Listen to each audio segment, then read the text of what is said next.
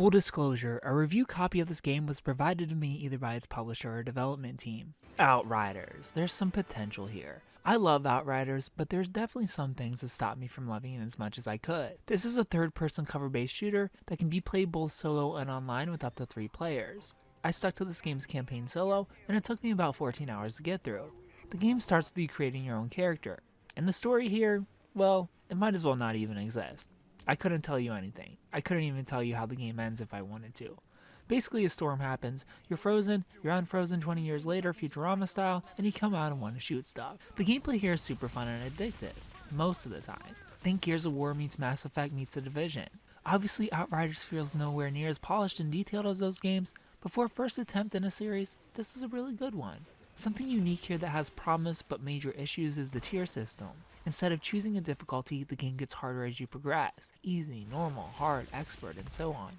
However, once you get to a tier you find too challenging, aka too annoying, you're free to drop back to any previously unlocked tier that you'd like. And this is what I did on my way to tier 6. I dropped back to normal, aka tier 3, and why you might ask? I love the challenge tier 5 was giving me. However, Outriders is designed as a game as a service, and for that reason the checkpoints throughout the campaign are awful. On top of that, there are insane random difficulty spikes. You'll go from having a nice challenge to waves of enemies that have you wanting to bang your head against the wall. You'll get so close to the end or complete the first wave and lose the some scrub and have to start all the way back at the beginning of wave 1 instead of the wave you died on. Enough to again to make you want to drop down to normal difficulty. However, even in normal these random spikes occur. Normal feels too easy a lot of the times, and then out of nowhere it'll feel unfair and annoying. There's even one enemy called the Shaman Warlord that is so unbalanced and overpowered that I had to drop down to story difficulty. I'm sure I could have eventually beat them on normal, but story took 3 minutes, normal would have taken like an hour. It just wasn't worth the effort. Balancing in general is Outriders' biggest problem, from random enemies feeling overpowered to random difficulty spikes and awful checkpoint systems. So the gameplay can go from great to frustrating, the story is trash, why is Outriders so good? Well, that comes in the form of its looter hook. At the beginning of the game you choose 1 of 3 classes, and it's so addictive to find weapons throughout this game and try to tailor them to your specific playstyle. Overcome these sometimes annoying challenges with a feeling of godlike power. As you level up, you'll choose 3 abilities to have at your disposal during combat. There is post-game content though, and plenty.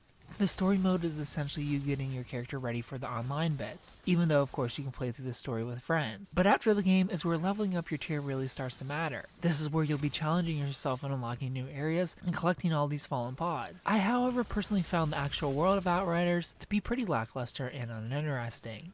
So naturally, I have no interest in going off and grinding, though I do believe the mechanics are fun enough here for plenty who would based on that alone.